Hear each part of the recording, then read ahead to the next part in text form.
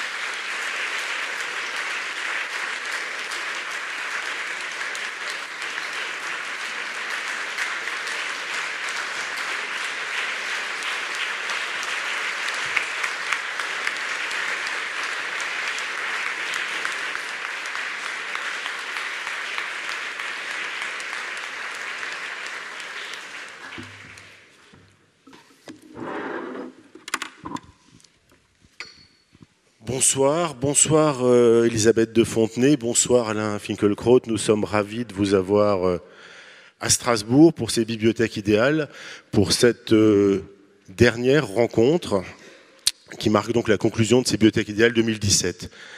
Vous avez écrit un livre ensemble, un livre à 4 mains. Vous êtes unis par une amitié de près de 40 ans, une amitié inextinguible, plus forte que toutes vos dissensions politiques, et il y en a. Et même, comme vous le dites, Elisabeth de Fontenay, une amitié qui se nourrit de vos dissensions politiques. Ce lien privilégié détonne dans une époque emplie d'amitiés brisées en raison justement de ces dissensions politiques. Sartre et Aron, Sartre et Camus, Aragon et Breton, Berle et Drieux-La Rochelle, liste largement non exhaustive. La raison, c'est vous qui l'expliquez, Alain Finkielkraut, parce que sous l'effet du premier conflit mondial, la formule de Clausewitz a été renversée, la politique pratiquée comme la poursuite de la guerre par d'autres moyens. Mais pour vous, Alain Finkielkraut, l'ami, c'est le grand contradicteur. Et la dispute doit être saisie comme la chance de devenir plus intelligent. Au fil de ces quelques 260 pages, dans le livre qui porte très bien son nom, on le verra au fur et à mesure du temps, qui s'appelle En terrain miné, vous allez explorer tout ce qui vous sépare, mais également ce qui vous rapproche. On va commencer par là, par votre amitié. Ce livre, vous l'avez écrit de manière tonique, parfois ça gratte, c'est stimulant, c'est toujours intellectuellement très stimulant. Vous vous opposez avec humour, avec tendresse, vous réagissez de manière très directe. Vous écrivez, Alain Finkielkraut, les bras m'en tombent des pieds, comme on disait à Constantine. Mais c'est toujours sans concession, sans aucune compromission. Et parfois c'est très violent. Vous, Elisabeth, vous écrivez « Tu ne m'énerves pas, Alain, c'est beaucoup plus grave que de l'énervement. Tu contraries la confiance que j'ai mise en toi à la lecture de tes premiers livres, dans la mesure où tu dévies vers une droite dure. » On y reviendra aussi. Et cet écart, cette déviation, c'est le départ de cette correspondance. Mais je voulais tout d'abord revenir sur votre amitié. Vous êtes des amis de 40 ans. Une amitié que jamais les dissensions politiques, et sont nombreuses, n'ont réussi à briser. Elisabeth, Alain, quel est le fondement de cette amitié? Qu'est-ce qui vous unit? Est-ce qu'on est dans la célèbre phrase de Montaigne, parce que c'était lui, parce que c'était moi? Qui répond le premier? Non, juste un mot. Par galanterie, Elisabeth, on va vous laisser répondre. Il y a une phrase de Montaigne que je te laisse citer, puisque tu l'as citée dans un entretien. Une amitié qui se flatte en l'âpreté et vigueur de son commerce, comme l'amour, est-ce morsure et égratignure sanglante. C'est une phrase que j'ai découverte ou redécouverte en effet dans le très célèbre chapitre de Montaigne sur la conférence, c'est-à-dire sur la confrontation, où il dit « Qui me contrarie m'instruit ». Je vais vers la contrariété. Mais il parle aussi de l'amitié en ce sens. Voilà, et en effet, c'est sans doute de cela qu'il s'agit. Elisabeth? Oui, ben voilà, cette phrase est un très beau cadeau, comme a fait Alain, parce que voir une amitié comme la nôtre sur ce mode d'analogie avec l'amour, ne se confondant pas du tout avec l'amour, mais avec une analogie, encore une fois, c'est un très beau cadeau qu'il a fait à notre rencontre. Quel est le substrat justement de cette amitié? D'où est-ce que ça vient? Qu'est-ce qui vous unit plus qui ne vous sépare? Justement, oui, je suis heureux de répondre à cette question parce que je voudrais d'emblée lever un malentendu. Des choses commencent à se dire et à apparaître à propos de ce livre, et j'ai lu notamment un éditorial très surprenant dans Le Monde Magazine de Marie-Pierre Lalonde, je crois, qui est la rédactrice en chef du Monde Magazine. Et elle introduisait l'article clé de ce numéro, et il portait sur Mathieu Kassovitz. Alors, bref, je ne dirai rien de l'analogie qu'elle risque entre ce qu'elle appelle mon hystérie et la frénésie obsessionnelle de Mathieu Kassovitz qui persiste à nier la réalité du 11 septembre, mais elle dit ceci sur quoi je m'arrêterai: En terrain miné est un dialogue entre deux amis que tout, strictement tout, oppose. Et je voudrais m'inscrire en faux contre une telle assertion. Parce que tout m'oppose, par exemple, à Rony Broman ou à Alain Badiou. Et pourtant, je leur parle. J'ai même fait un livre avec chacun d'eux. La discorde avec Rony Broman, où nous explorons nos dissensions sur la question d'Israël, du Moyen-Orient, de la judéité, du fait juif. Et un livre aussi avec Alain Badiou. Mais à aucun moment, ils ne pourraient devenir mes amis. Je n'imaginerais même pas de partager un repas avec eux. La divergence est trop grande, nos idées sont trop divergentes. Et c'est ça que je voudrais dire, si vous voulez, pour commencer. Les idées ne sont pas des colifichets ou des accessoires. Elles mettent en jeu l'essentiel, elles engagent l'être. On ne les porte pas comme des cravates, comme des pantalons. Hein. Elles collent à la peau, elles sont la peau. Il y a quelque chose d'épidermique dans les idées, même les plus générales. La sensibilité est impliquée dans l'exercice de l'intelligence. Et c'est en tant que je suis affecté par le monde que je pense le monde. Donc, les idées naissent de la colère, de l'inquiétude, de la détresse. Et si la détresse chez moi correspond chez l'autre, l'indifférence ou l'euphorie, il n'y a pas d'amitié possible. Tout ne m'oppose pas à Élisabeth. Au contraire, nos sensibilités nous rapprochent. Je lui suis infiniment redevable de ce qu'elle a écrit sur le rapport de l'homme et des bêtes.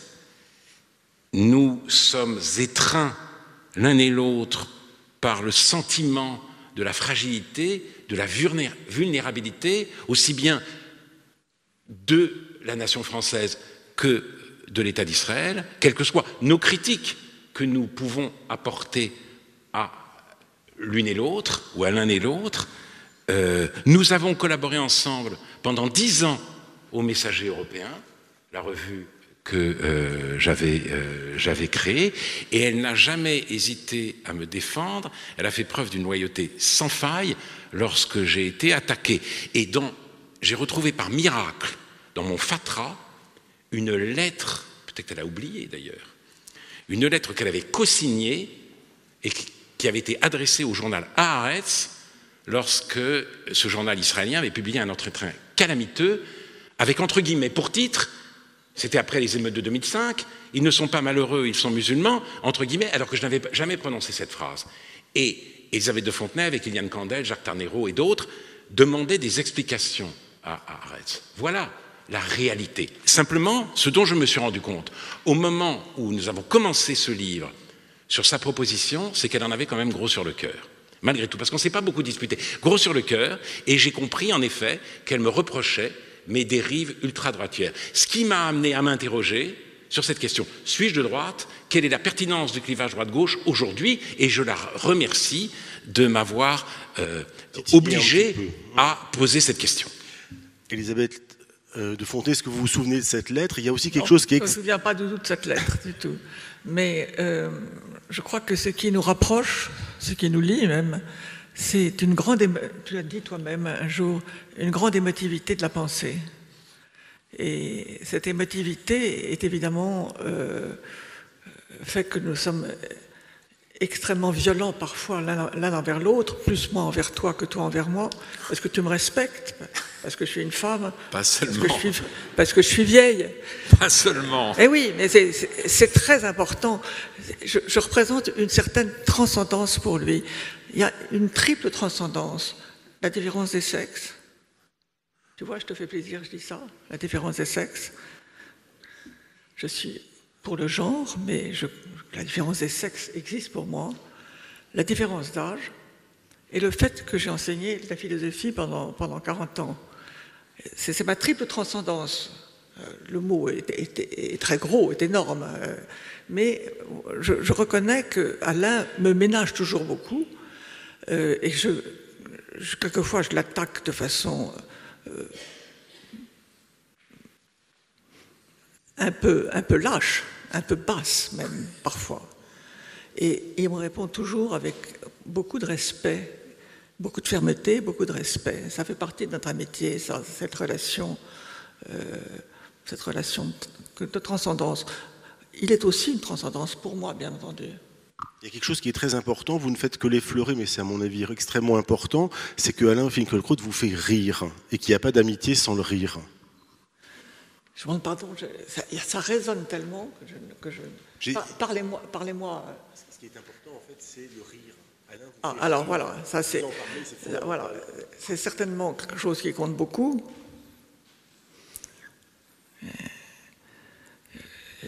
D'abord, ce qui compte beaucoup, c'est qu'on boit de la vodka ensemble, en mangeant des harengs. Et je ne sais pas s'il est très content que je dise ça comme ça, parce que je révèle quelque chose de notre intimité, ça se passe chez sa femme, chez lui, avec quelques amis tout de même. Mais comme je l'ai dit à je ne sais quel journal, nous fêtons notre communauté de destin. Et ça compte beaucoup pour moi. Mais le rire, et ce rire est à la fois un rire cultivé, un rire juif, c'est un rire qui permet de surmonter beaucoup de querelles. Et quand il se moque de moi, il me fait toujours rire. Il se moque quelquefois très cruellement de moi et il me fait mourir de rire. Je peux pas résister. Et ça, vous savez, vous le savez tous, on ne rit pas avec tout le monde. Quelqu'un avec qui on peut rire, c'est un ami. C'est un ami. Vous êtes d'accord avec cette définition, j'imagine, Alain Finkielkraut? Oui, en même temps, j'imagine que cette confidence d'Élisabeth de Fontenay doit surprendre parce que ce que je montre en public, c'est plutôt en effet un visage sérieux. Quand je suis dans une conférence comme ici ou a fortiori à la télévision, ce n'est pas pour faire rire, pour faire de l'humour, pour faire des blagues. J'en ai pas l'occasion, ce ne serait pas le lieu. Je suis tout sauf un humoriste, Dieu sait. On en souffre assez et je ne veux pas m'ajouter à cette trop longue liste. Alors les gens se disent, oui, mais alors ça n'est pas conforme. Mais oui, mais là, je crois que le rire, c'est vraiment fait pour la vie privée. Et pour la vie privée. Mais je voudrais ajouter que c'est l'une des raisons pour lesquelles nous avons choisi la forme épistolaire, parce que nous avions peur de deux choses, effectivement, d'un rire qui désarme la critique, et peut-être aussi d'une confrontation trop dure en dialogue oral. Et je suis très heureux que nous ayons choisi cette forme, si vous voulez. J'ai une sorte de... mon souci depuis que j'écris des essais, puisque c'est la seule forme dont je sois capable, c'est qu'ils aient une sorte de tonalité littéraire. Et il y a quelque chose de la littérature à quoi que je n'avais jamais réussi, et que je ne pouvais pas, ni dans les essais que j'écrivais tout seul, ni dans les dialogues que j'ai publiés, c'est d'introduire cette qualité romanesque par excellence qu'est le suspense. Or, il me semble que du fait de la forme que nous avons choisie, il y a une sorte de suspense. Les attaques sont très vives et très argumentées. Donc j'imagine que pour le lecteur, il y a cet intérêt. Mais qu'est-ce qu'il va lui répondre? Qu'est-ce qu'elle va lui répondre? Où cela ira-t-il, si vous voulez? Ce qui est problématique avec les essais, c'est que c'est souvent l'exposé d'une thèse, le développement d'une thèse que l'on connaît au départ. Là, il n'y a pas ça du tout. Et ça tient au choix de la correspondance que nous avons fait. Et si nous avons fait ce choix, c'est précisément entre autres, pour ne pas être désarmé par le rire. Alors vous dites que parfois la confrontation est extrêmement dure, c'est vrai, puisque Élisabeth de Fontenay, vous écrivez « Ton destin fatal, Alain, il se nomme Renaud Camus ». Et vous lui répondez « Ta sollicitude me touche, mais pour qu'elle me trouble, il faudrait que toi et les tiens, vous ayez les scrupules de juger sur pièce. » Alain Finkielkraut, ça veut dire quoi? Qu'on ne lit pas Renaud Camus, qu'on ne l'a pas lu, qu'on ne l'a pas compris, et qu'on n'a pas compris qu'il met, comme vous le dites en tout cas, des mots sur nos mots? Oui, d'ailleurs, je vais essayer de répondre aussi brièvement que possible, mais exhaustivement quand même. D'abord, dans l'idée de destin fatal, il y a une sorte d'engrenage. Parce que si Renaud Camus est mon destin fatal, il y en a aussi qui penseront, une fois que cet engrenage est enclenché, que je suis le destin fatal d'Élisabeth de Fontenay. Et il y en a qui le pensent, premièrement. Deuxièmement, Renaud Camus doit répondre à une terrible accusation, antisémitisme et racisme. Il faut se souvenir que l'intellectuel, la figure de l'intellectuel est apparue en France à l'occasion d'un procès bâclé. Le premier grand texte de l'affaire Dreyfus, c'est Jaurès, les preuves. Les preuves. Je cherche les preuves.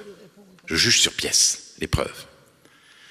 Donc, c'est déjà ce qui me gêne, parce que parmi les pièces, il y a le gros livre que Renaud Camus a publié sur son affaire 2000, où il a été considéré comme antisémite, qui s'appelle Du sens. Or, ses procureurs ne l'ont pas lu. Donc, ils s'inscrivent dans cette grande tradition de l'intellectuel dreyfusiste, et en même temps, me semble-t-il, il la renie. C'est la première gêne que j'éprouve, parce qu'il ne s'agit pas d'une critique, il s'agit bien d'un procès. Et en plus, aujourd'hui, il n'a plus d'éditeur. Donc, voilà. Et je ne rencontre, parmi ses adversaires les plus farouches, que des non-lecteurs, exclusivement même des non-lecteurs, qui me disent « Mais tu sais ce que je pense de Renaud Camus ?» Mais j'ai envie de leur dire « Mais je m'en fous de ce que tu penses de Renaud Camus. Lis-le avant, au moins, premièrement. Deuxièmement, et là j'en viens peut-être à l'essentiel d'aujourd'hui, Renaud Camus se pose la même question que l'essayiste américain Christopher Caldwell. L'Europe peut-elle rester la même si sa population change? Réponse de Caldwell et de Renaud Camus, non. Et il va jusqu'à la thèse, ou l'expression, car il dit que ce n'est pas une thèse, de grand remplacement. La mutation démographique de l'Europe, dit-il, est un grand remplacement. Dans le livre avec Elisabeth et à d'autres moments, je dis pourquoi je ne reprends pas cette expression à mon compte. Parce qu'elle conduit, qu'on le veuille ou non, même s'il y a des phénomènes effectifs de substitution démographique, pour reprendre un terme de Michel Tribala, dans certaines villes ou régions de France, parce qu'elle conduit, cette expression, à voir dans tout arabe ou tout noir qu'on croise dans la rue, un envahisseur. Je ne veux pas céder à cette paranoïa. Mais je constate, et j'en aurai tout de suite terminé, que certains se saisissent du thème du grand remplacement et même du mot. Il y a eu une revue qui s'est créée récemment, Télé Ramadan, et ses auteurs, dans l'éditorial, disaient « Nous sommes le grand remplacement ». Et un écrivain, Édouard, lui, les a félicités dans un petit communiqué posté sur les réseaux sociaux. Bravo, depuis le temps qu'on lutte et qu'on espère le grand remplacement de la vieille France. Là, donc, il y a quand même une difficulté. Quand on dit que le grand remplacement, quand on en parle négativement, c'est un fantasme ignoble. Quand on en parle positivement, c'est une réalité délicieuse. Voilà.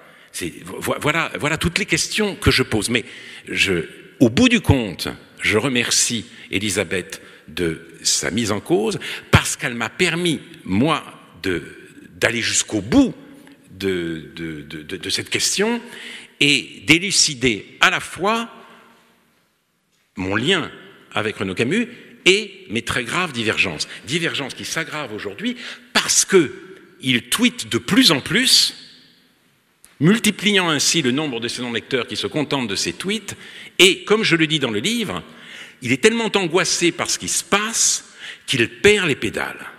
Et je suis très malheureux qu'un écrivain de cette envergure perde aujourd'hui les pédales.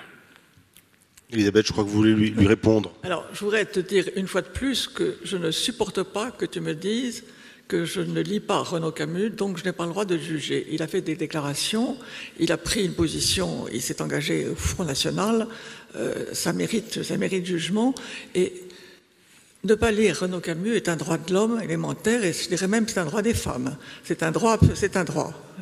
On a le droit de ne pas avoir lu Renaud Camus et d'être en colère contre ses engagements et certains de ses propos.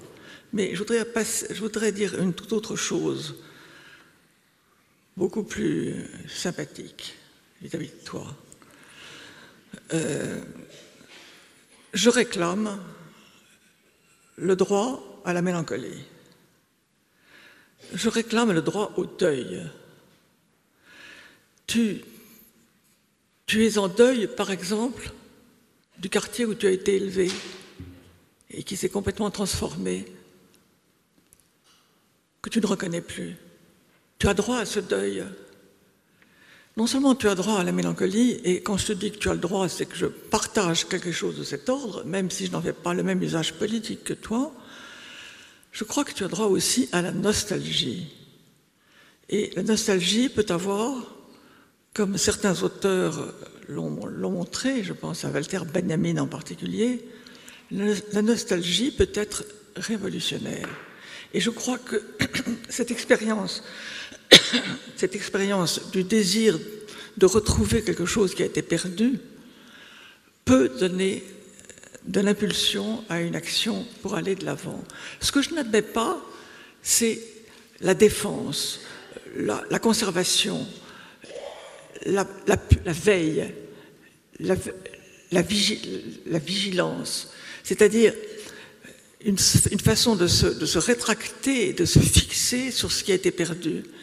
La douleur de ce qui a été perdu et du retour impossible peut donner des ailes pour aller ailleurs que dans le mouvement, car nous partageons la même détestation du mouvement pour le mouvement.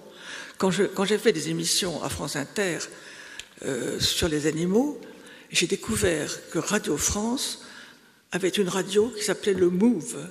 Le Move, c'est-à-dire le mouvement. Mais comment est-ce que ça peut être un objectif? Là, nous sommes complètement d'accord sur ce point. Mais ça ne veut pas dire que je suis pessimiste quant à l'action. Je suis comme Gramsci, le communiste italien, qui a écrit dans ses lettres de prison en 1929 « Pessimisme de l'intelligence, optimisme de la volonté ». Voilà. C'est peut-être la différence entre nous.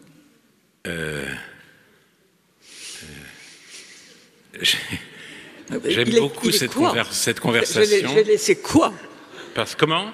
Tu es quoi? Non, je ne suis pas quoi. Je suis très heureux de cette conversation parce qu'elle permet d'approfondir les choses sans prendre du tout une tournure polémique. Parce que je vois que la divergence surgit là d'une très grande proximité. Alors, et là peut-être j'en reviens à cette question droite-gauche. Suis-je de droite? Je ne répondrai pas tout de suite à cela, mais suis-je conservateur? Est-ce que je choisis la voie de la rétractation ou de la conservation? En un sens peut-être, mais en un sens que je voudrais expliciter et où je rejoindrai éventuellement ce que vient de dire Elisabeth sur la mélancolie et sur la nostalgie. J'ai été très marqué par la lecture du philosophe Hans Jonas et de son maître livre « Le principe responsabilité », un livre difficile qui a été, on ne le sait peut-être pas en France, un best-seller en Allemagne lors de sa parution. Un best-seller. Les hommes politiques, Helmut Schmidt l'avait sous le bras. Et c'est une réponse à Ernst Bloch, marxiste utopiste, et son principe espérance. Et il dit, le temps est venu d'une véritable conversion de l'optimisme implacable en scepticisme miséricordieux. Voilà. On ne peut plus parler en termes d'espérance parce qu'on ne peut plus se placer dans la perspective d'un temps prometteur. L'avenir n'est pas prometteur, l'avenir est menaçant. Et la gauche dit toujours changer, changer, changer, alors que le verbe qui vient aux lèvres, pour ce qui se passe, c'est sauver, sauvegarder. Sauvegarder la terre. Le conservatisme dont je me réclame est évidemment d'ordre écologique, mais pas seulement sauvegarder la terre, sauvegarder la langue, sauvegarder la culture, sauvegarder peut-être aussi notre civilisation. C'est cela, l'exercice du principe responsabilité. Alors, conservatisme, peut-être, mais ce que je constate, c'est que ni la droite, ni la gauche ne sont sensibles à ce thème, n'effectuent cette conversion, parce que leur idiome commun, c'est l'idiome économique. On est toujours dans l'économie. Or, qu'est-ce que l'économie? C'est la production et la consommation. Et il s'agit, par les réformes, de huiler un peu mieux les engrenages de la machine à consommer plus et à produire plus. C'est cela seul qui intéresse les politiques de droite comme de gauche. Quand des populations se révoltent contre un tourisme de plus en plus dévastateur, eh bien c'est le Premier ministre espagnol Rajoy qui dit « mais enfin, ça augmente le produit national brut, vous n'avez rien à dire ». Et vous avez des habitants de Palavas les Faux qui n'en peuvent plus de ces nuisances nocturnes, de ces papiers gras et de ces détritus au petit matin, mais on va leur répondre « attention, c'est très important ». Pour la croissance, et on leur répondra ceci, que l'on soit de droite ou que l'on soit de gauche. La politique s'est mise au service de l'économie, elle devrait se mettre au service de la civilisation, je n'en vois aucun signe. Donc je suis renvoyé, avec cette conservation, ce principe responsabilité, à une totale solitude politique. Vous êtes seul, mais Elisabeth, elle... J'aurais juste dire un mot, là. Je trouve que c'est pas bien d'opposer l'espérance à la responsabilité. Et d'opposer, bon, je sais bien qu'Hans Jonas a écrit contre Ernst Bloch, mais on devrait pouvoir dire, et je sais que tu me reproches cette manière de penser et de dire, en même temps, hein, comme Macron, fameux en même temps, en même temps, pour la responsabilité, parce que le livre de Hans Jonas est admirable quand il parle des enfants à naître, et de la responsabilité que nous avons vis-à-vis des enfants à naître. Mais le principe espérance est aussi un livre admirable.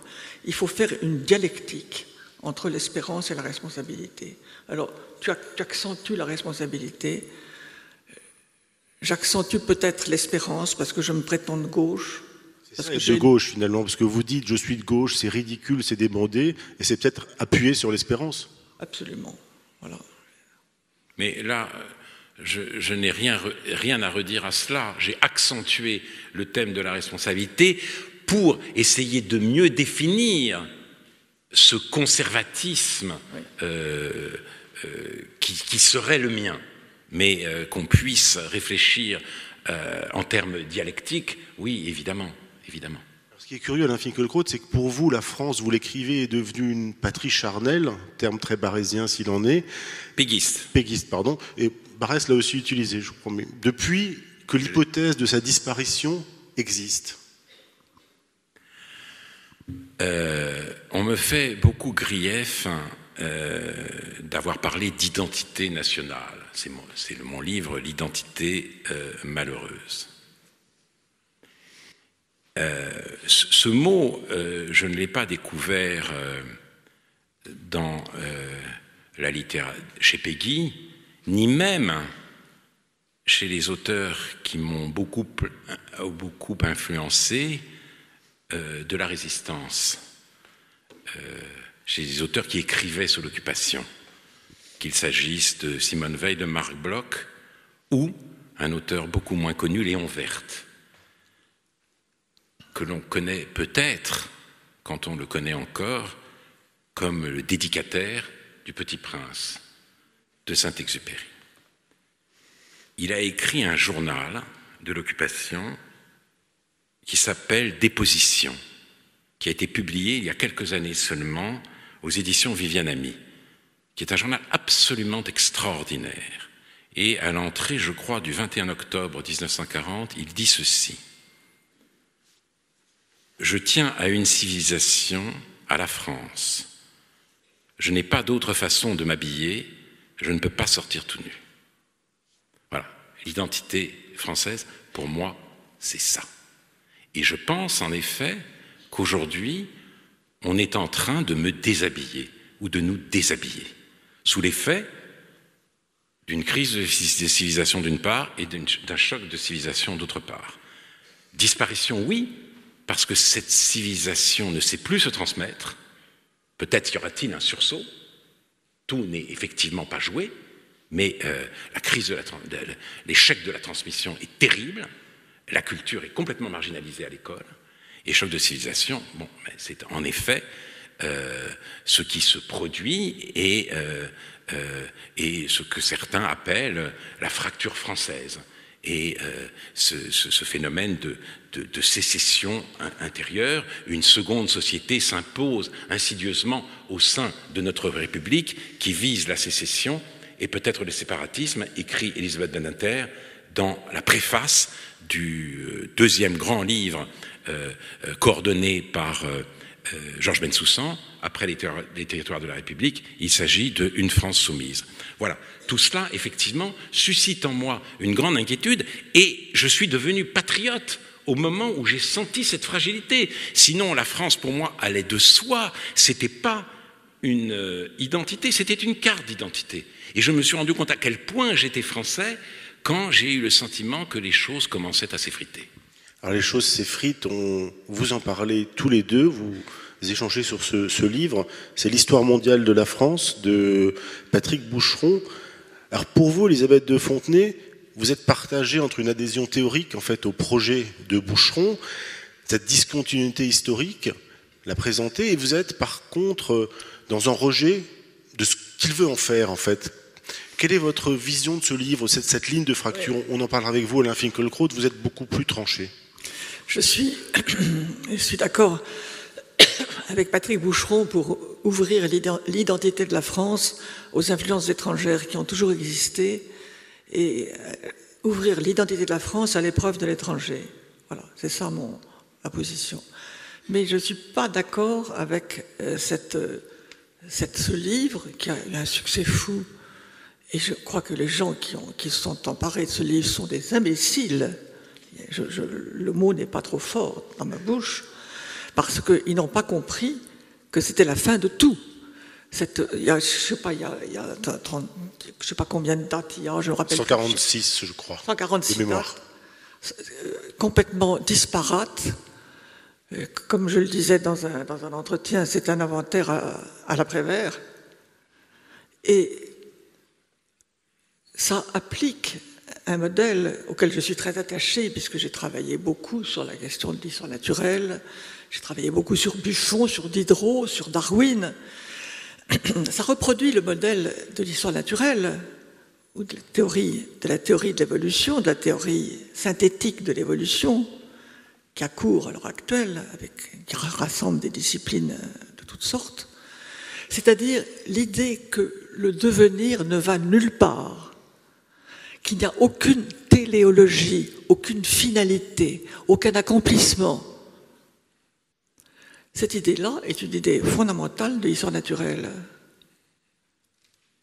Est-ce qu'on peut vivre une identité personnelle, une identité nationale, une identité d'appartenance avec l'idée que ça ne va nulle part?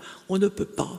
Et je pense que le livre de Pierre Nora, Les lieux de mémoire, est un livre qui fait que Patrick Boucheron, Patrick Boucheron a voulu démolir, même s'il ne le cite pas, je crois qu'il ne le cite pas, mais moi je suis profondément attaché aux lieux de mémoire qui rétablissent une circulation entre des lieux de mémoire différents, hétérogènes, et qui doit susciter de nouveaux lieux de mémoire, et c'est ça qui fait l'identité d'un peuple, l'identité d'une nation, l'identité française. Voilà. Alors pour vous, Alain Finkielkraut, c'est encore plus lapidaire. Vous écrivez que Patrick Boucheron, je crois, ne sauve pas le passé de la frénésie du présent, mais qui remodèle le passé en fonction de leur frénésie présente. Si je me souviens bien, oui. C'est quelque chose comme ça. Frénésie présente, c'est la critique de Patrick Boucheron et des co-auteurs de ce livre de ce qu'ils appellent la régression identitaire, la crispation identitaire. Ils jugent ce thème dangereux aujourd'hui, car ça mène tout droit, c'est le thème conducteur du Front National, et donc ils font leur histoire en fonction de cette urgence idéologique. Par conséquent, ce qu'ils souhaitent montrer, c'est qu'il n'y a pas d'identité du tout. Ils veulent faire exploser, ils veulent pulvériser en autant de dates l'identité française. La chronologie n'est pas là pour rétablir un récit, elle est là pour rendre le récit impossible.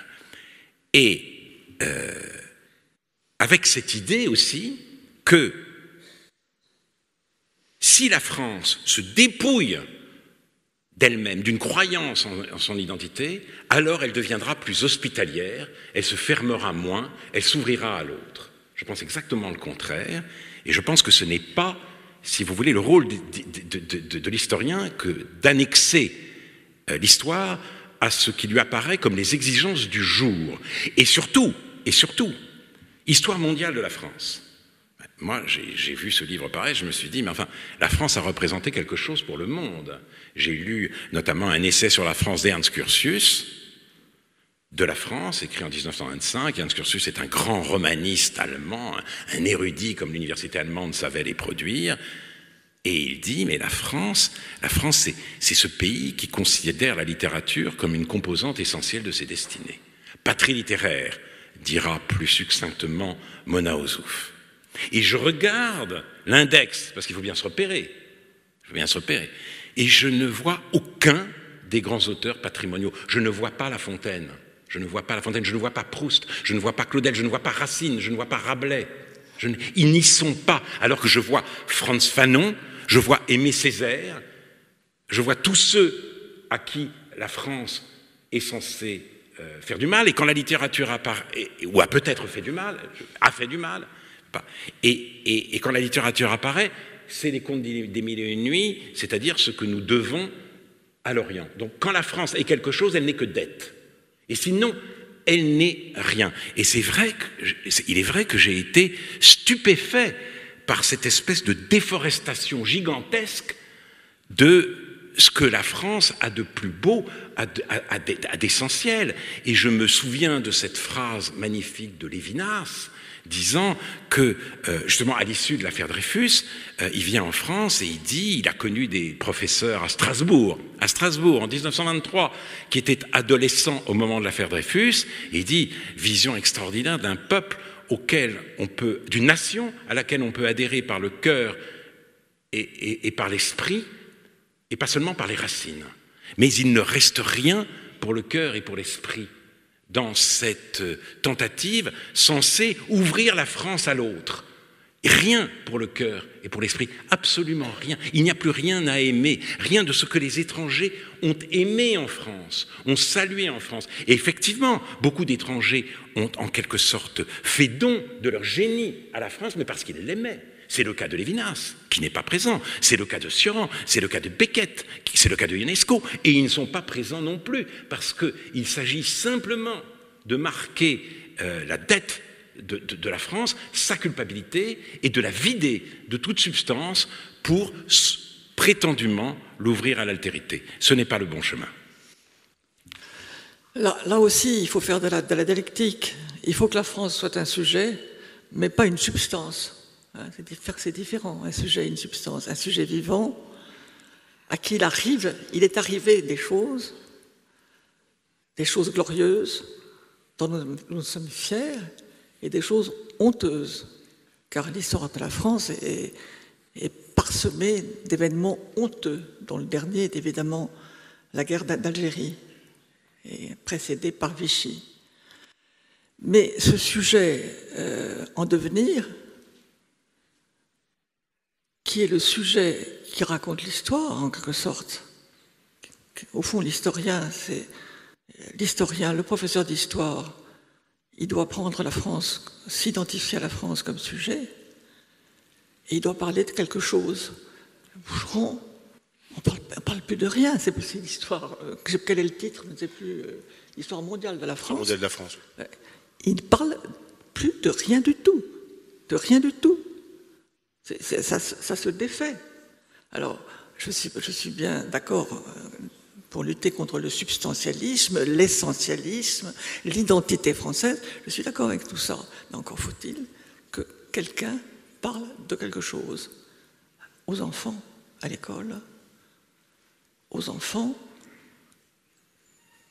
dont les parents sont nouvellement arrivés ou plus anciennement arrivés Et ces enfants qui ne veulent plus entendre parler d'être français, qui ne se reconnaissent plus comme français, bien qu'ils soient destinés à le devenir. C'est ça, il faut prendre ça à bras-le-corps. Quel récit faire pour conquérir ces enfants sans perdre notre singularité? Voilà, c'est tout. Alors justement, un tout petit mot. Je suis tout à fait d'accord avec cette distinction. J'ai utilisé le mot de substance de façon sans doute approximative. Oui, la France est un sujet, ce n'est pas une substance. Je parlerais plutôt que de substance d'héritage. J'aime beaucoup cette phrase de Renan, un héritage de gloire et de regrets à partager, gloires et regrets. Je crois que c'est de cela qu'il s'agit, et je crois qu'en effet, cet héritage doit pouvoir être transmis à tous, à ceux qu'on n'ose plus appeler les Français de souche, et aussi aux nouveaux arrivants. On pouvait parler de regrets avant l'affaire Dreyfus, avant la guerre de 14, avant Vichy, avant l'Algérie. Maintenant, il vaut mieux parler de honte. Justement, Alain Finkielkraut, on parle d'histoire et c'est un moment qui affleure dans vos échanges épistolaires. Au moment de la campagne présidentielle, vous vouliez ne pas prendre position et c'est l'histoire, ou plutôt son instrumentalisation par Emmanuel Macron, selon vous, qui vous fait prendre position. C'est-à-dire c'est cette surenchère mémorielle qui est à l'œuvre aujourd'hui.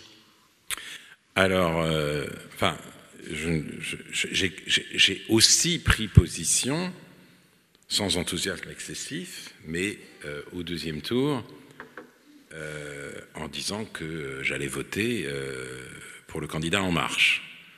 En Marche, je ne sais trop vers quoi, mais je pensais que ce vote s'imposait, et évidemment, cette idée a été confirmée par le débat, si besoin était, et j'en avais pas besoin, mais quand même, le débat d'entre-deux tours. Donc, j'ai pris position aussi en ce sens. Mais il est vrai que j'ai été très choqué par la séquence mémorielle du candidat, Emmanuel Macron, qui est allé à Oradour-sur-Glane, et puis au mémorial de la Shoah, pour commémorer pour la journée nationale de la déportation. Le rendez-vous était fixé de longue date, mais en même temps, il a conjugué ces deux événements pour bien montrer, pour bien dire, et il l'a dit, que le danger était à nos portes et pour désigner son adversaire du moment. Et là, comme Emmanuel Macron était allé une semaine auparavant à Sarcelles faire des selfies avec tous les jeunes gens qu'il avait pu rencontrer, alors même qu'à Sarcelles, il y avait eu des agressions antisémites d'une violence inouïe contre des magasins juifs, contre la synagogue, j'ai trouvé, passez-moi l'expression, que c'était un peu fort de café. On ne peut pas, si vous voulez, mobiliser les gens contre une menace qui n'existe plus en faisant oublier la menace qui existe aujourd'hui. Si antisémitisme il y a en France, ce n'est pas un antisémitisme identitaire. Tout le monde le sait, tout le monde le voit, et même les journaux, en dépit de leur réticence, sont obligés de s'en apercevoir. En dépit de leur réticence, parce que ce ne sont pas des journalistes qui ont fait des enquêtes là-dessus. On est tellement obsédé par le retour du même qu'on ne veut pas voir le nouveau, et il a fallu Georges Bensoussan, il a fallu les professeurs qu'il a réunis pour montrer ce qui se passe dans les territoires perdus de la République, antisémitisme, sexisme et francophobie. Donc ce sont des non-journalistes qui ont fait l'enquête journalistique que précisément les professionnels de l'information n'ont pas désiré faire. Donc voilà, c'est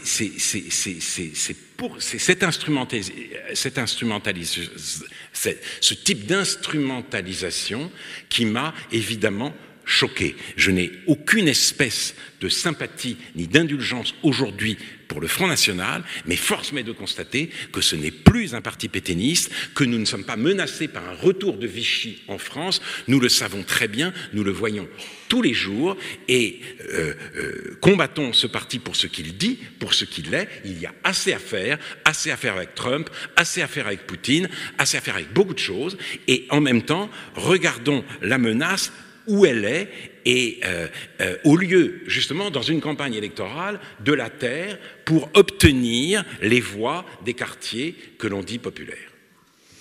Bon, je suis d'accord avec le fait que l'antisémitisme aujourd'hui, ne vient pas de l'extrême droite. C'est pas ça qui menace les Juifs. Je suis complètement d'accord avec Alain sur ce point. Mais je n'ai pas compris du tout, et je ne comprendrai, même s'il essaie de le réexpliquer, je ne comprends pas du tout pourquoi il a fustigé de cette façon les discours de Macron en montant sur ses grands chevaux, puisqu'il a parlé de ses 4 grands-parents morts en déportation. Ben, moi qui ai 5 personnes de ma famille proche et que j'ai connues étant enfant, ma grand-mère, mon oncle, ma tante et nos 2 petits cousins qui sont morts à Auschwitz, moi qui peux aussi dire ça, je dis que le discours de Macron était magnifique et il m'a fait beaucoup de bien.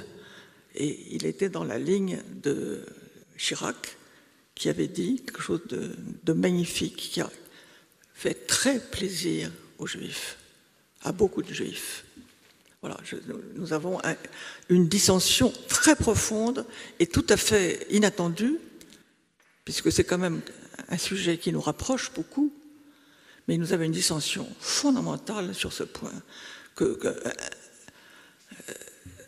cette détestation de Macron qui en passe par cette instrumentalisation, de la prétendue instrumentalisation du génocide des Juifs par Macron, ça me semble presque délirant. Ce n'est absolument pas délirant, c'est dommage, la conversation commençait bien.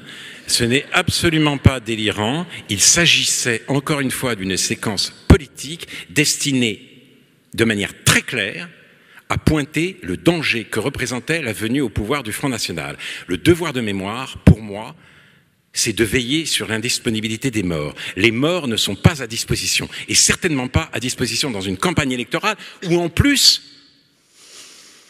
on ment sur la véritable menace. Donc, voilà, je reste en effet indigné par cette manière de faire. Nous étions en campagne. Il a fait, rue Geoffroy-Lanier, en fait, il a fait une sorte de discours de campagne. Et ça ne devait pas se faire. Ça ne devait pas se faire. Il y a eu ensuite, le lundi, il est allé déposer une gerbe pour le jeune homme qui avait été jeté dans la Seine par des militants fascistes du Front National il y a un certain nombre d'années. Donc tout était clair. Les 3 jours étaient destinés exclusivement à mobiliser les électeurs, et notamment les électeurs juifs, contre le Front National. Et d'ailleurs, j'ai reçu des lettres, notamment du directeur du musée de la Shoah, extrêmement vives, après mon intervention, pour me dire que Macron avait eu raison, en quelque sorte, de désigner cette menace. Et en disant cela, il justifiait ma propre intervention. Mais alors, il faut aller plus loin. Il faut aller plus loin. Chirac a fait plaisir aux Juifs. Mais ce n'est pas, pour moi, juif, c'est pas un but dans la vie. Moi, je n'ai pas été, je dois le dire, je n'ai pas été de ceux qui ont, en quelque sorte, applaudi le discours où Chirac a dit « la France a commis l'irréparable ». Elisabeth, dans le livre, me reproche de ne pas tenir assez compte de la résistance. Mais justement, les résistants mouraient pour la France. C'était la France combattante, c'était la France libre. Ils mettaient tout en jeu pour ce qu'ils considéraient comme la France. On ne peut pas les oublier. Klarsfeld, fils et filles des déportés, ont publié le discours de Macron, ont affiché sur une page entière du Figaro le discours de Macron au Veldiv, ou allant plus loin encore que Chirac. Il disait que c'était la France, seulement la France, aucune référence aux ordres nazis, mais que ça venait de la Troisième République et même de l'affaire Dreyfus. Ah non, l'affaire Dreyfus, c'est quand même un pays qui se divise pour un capitaine juif à la stupeur de toute l'Europe et de tous les autres juifs européens qui n'en reviennent pas. Mais surtout, il n'y a pas de fils et filles de résistants. Donc, nous, fils et filles, justement, dont la mémoire se transmet de génération en génération, nous devons veiller sur cette mémoire-là, en dépit du ressentiment qui est le nôtre, le ressentiment légitime, contre le mépris dont au début, dans les années 40-50, les déportés résistants accablaient les déportés raciaux.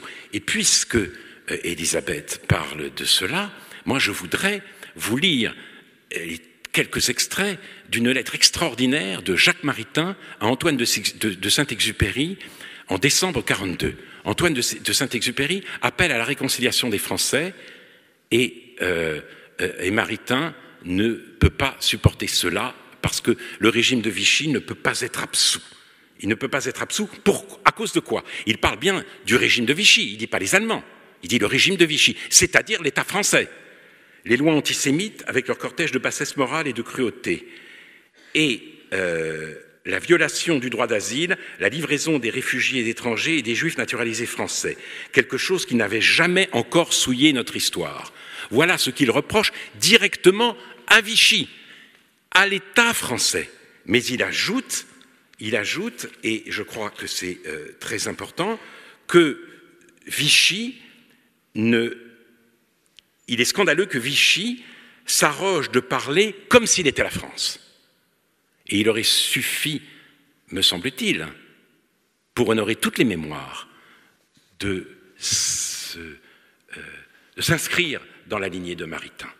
Ne pas exonérer Vichy de sa responsabilité, donc de la responsabilité de l'État français, de la police française, de l'administration française, sous prétexte, comme dit De Gaulle, que Vichy était nul et non avenu, mais ne pas lui laisser monopoliser la France, parce que, à mes yeux, c'est faire insulte aux résistants.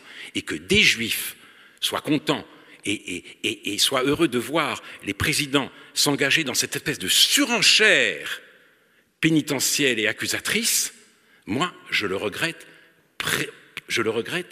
profondément. Je crois qu'il y a mieux à faire pour pratiquer véritablement le devoir de mémoire.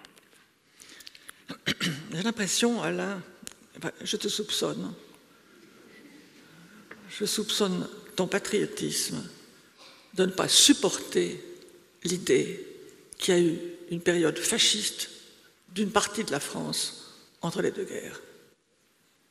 Moi, je connais très bien cette période et je t'assure qu'elle est effrayante et que c'est la France. Malheureusement, c'est la France aussi.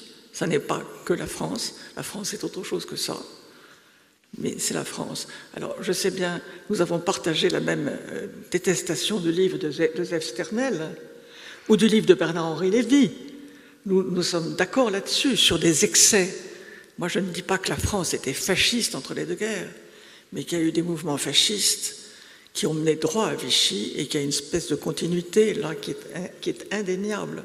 Voilà. Mais je crois qu'il y a dans ton patriotisme quelque chose qui souffre à cette pensée et que tu récuses. Non, on ne peut pas s'éterniser. Je crois qu'il faut regarder toute cette réalité en face sans se raconter d'histoire. Oui, cette dérive fasciste a existé, même si ceux qui le disent s'appuient sur le cas du colonel de Larocque, parce que son parti était le parti le plus puissant de France. Or, Larocque n'était pas un fasciste.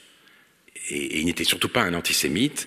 Tu sais bien que je ne parlais pas du colonel de Larocque. Oui, je sais. Mais je sais très bien qu'Élisabeth de Fontenay ne parlait pas de Larocque. Mais ceux qui dénoncent le fascisme français s'appuient sur l'exemple de Larocque à tort. Mais quand Élisabeth de Fontenay dit cela, oui, je l'entends.